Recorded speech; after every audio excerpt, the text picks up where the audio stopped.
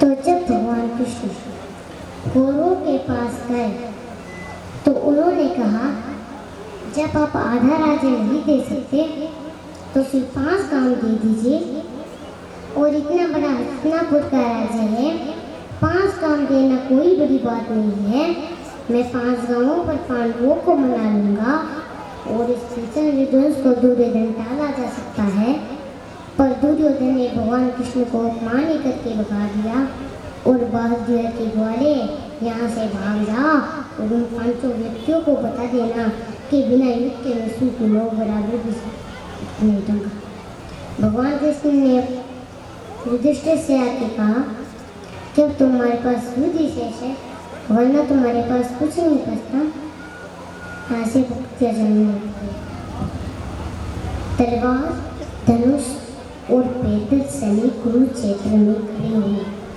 तलवार धनुष और पैदल सैनिक कुरुक्षेत्र में खड़े हुए, रक्त पिपासु महारथी एक दूजे समूह खड़े हुए। कई लाख सेना के समूह पांडव 5 विचारे थे, एक तरफ से योद्धा कर समय के मारे थे। महासमर की प्रतीक्षा में सारे ताज रहे थे जी, और पाप के रथ को शेम के सो हाँक रहे थे जी, और पाप के रथ को शेम के सो हाँक रहे थे जी। रणभूमि के सभी नजारे देखकर मैं कुछ खास लगे, माता ने अर्जुन को देखा, अर्जुन ने उन्हें उदास लगे। रणभूमि का महासमर एक पल में तभी सजा डाला, 5 जन ने उठा कृष्ण ने उनसे लगा बजा डाला। हुआ सकना जैसे ही सबका गर्दन शुरू हुआ, घना घोष सबका मर्दन शुरू हुआ। कहा कृष्ण उत्पात और एक हाथ को मिट जा, कहा कृष्ण उत्पात और एक हाथ को मिट जा। गांडी ऊपर रख बाणों को प्रतीक्षा को खींच चला। आज दिखा दे रणभूमि में, आज दिखा दे रणभूमि में योद्धा की तासीरियां। इस धरती पर कौन नहीं अर्जुन के जैसा वीरिया, इस धरती पर कौन नहीं अर्जुन के जैसा वीरिया। सुनी बात माधव की तो अर्जुन का चेहरा उतर गया, एक ईमानदारी की बीटा मानो चुआ उतर गया। बोले पास सुनो कान्हा, बोले पास सुनो कान्हा, जितने ये समूह खड़े हुए हैं हम तो इनसे सीख कर सारे बड़े हुए हैं, हम तो इनसे सीख कर सारे भाई बड़े हुए हैं।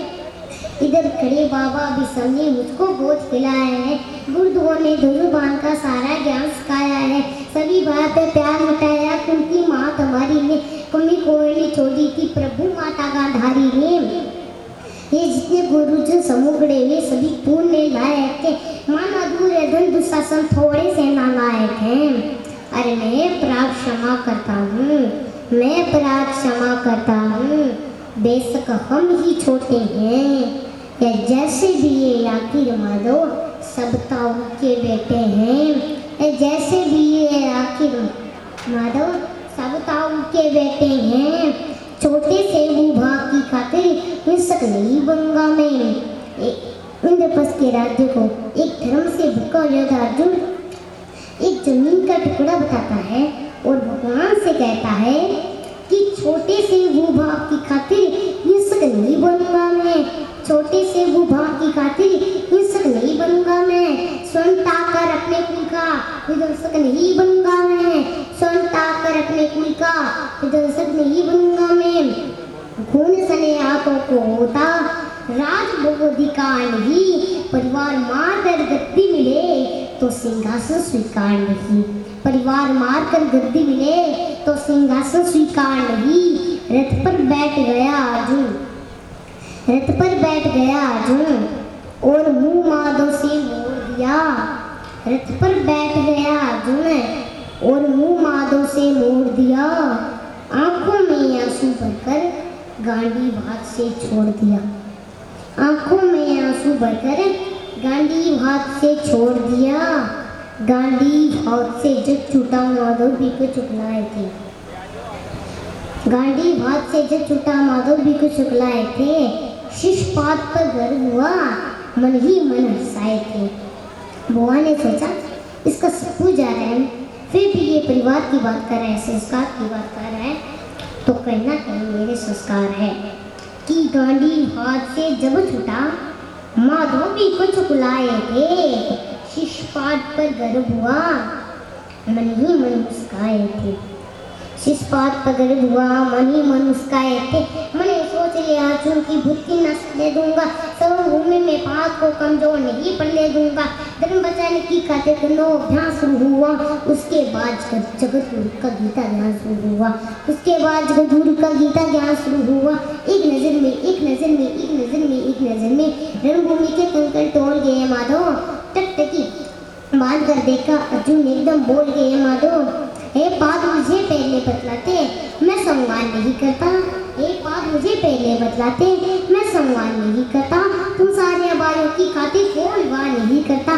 पांचाली के तल पर लिपटी साड़ी खींच रहे थे वो, दोषी वो भी होते ही ये जबड़ा खींच रहे थे जो। घर की इज्जत तड़प रही, कोई तो टूट नहीं बोले। पुत्र मुंह का लगन देकर दूंगा, पुत्र नहीं बोले। तुम काय बनकर बैठे हो, ये बात बड़ी बेशर्मी है। संबंध उन्हीं से निभा रहे हो जो लोग या आदरणीय हैं।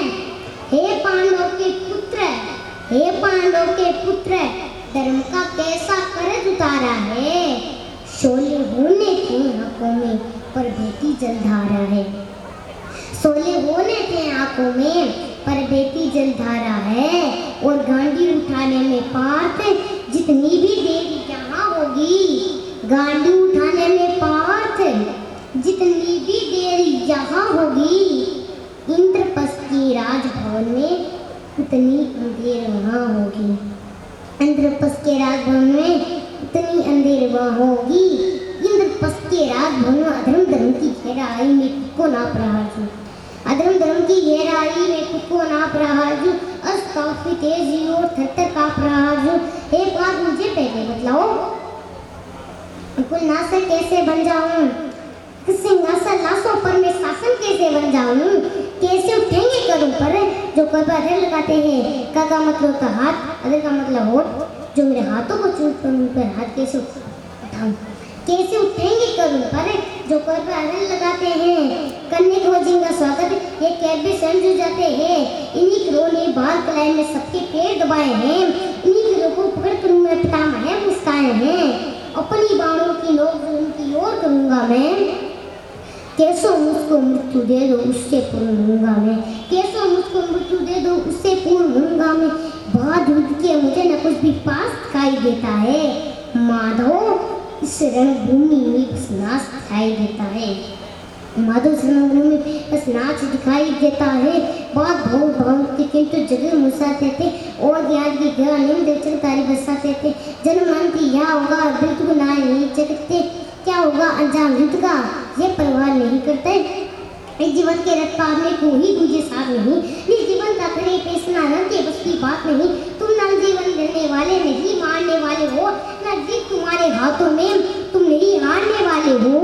ये जीवन दीपक की बात यूं ही चलता रहता है। पाँव में से पूछ जाता है वो बनना चलता रहता है। मानो उसमें शेष नहीं कुछ, फिर भी मानो डरता है। मानो उसमें शेष नहीं कुछ, फिर भी मानो डरता है। वह मरकर भी अमर हुआ जो धर्म की खातिर मरता है।